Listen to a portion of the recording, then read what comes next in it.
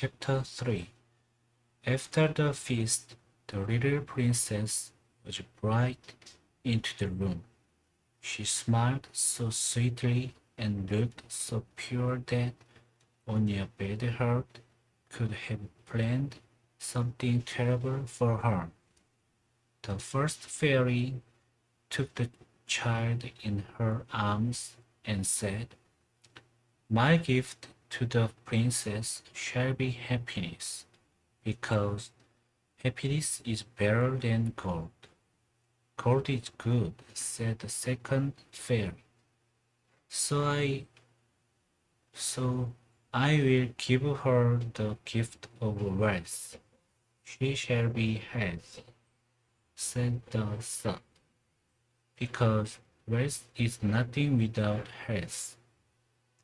"And I," said the fourth, "will give her the gift of beauty to touch everyone's hearts, and humor to tickle everyone's ears," said the fifth. "That is my gift to her." The sixth fairy hesitated. At that moment in time, the evil one came forward. While the others were talking, she was getting very angry. "And I say," she cried, "that when she turned 17, she shall prick her finger on a spindle and die." When the queen heard this, she cried out loud, and the king's face turned pale. But the sixth fairy came forward. "Wait a moment," she said. "I have not spoken yet. I cannot cancel what our sister did, but I say that the princess will not really die. She will fall into a deep sleep for 100 years, and everyone shall sleep with her. At the time, she will receive a special kiss, and she will wake up."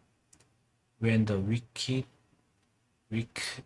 fairy heard this, she was furious, but the sixth fairy had already spoken. The wicked fairy couldn't do anything else. She ran out of the castle and jumped into her chariot. The dragons took her somewhere far away. Nobody knows where she went. The, the other fairies also went away, and they were sad because they knew what would happen to the princess. The king commanded that every spinning wheel and spindle be removed from the land. When this was done, the king felt very happy again. If all the spindles were gone, the princess could not prick her finger. If she did not prick her finger, she would not fall into a magical sleep.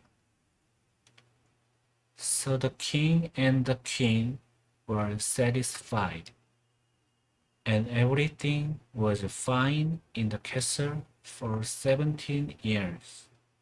Everything that the fairies promised came true.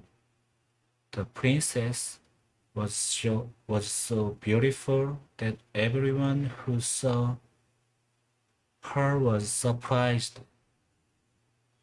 She was so funny and kind that everyone loved her.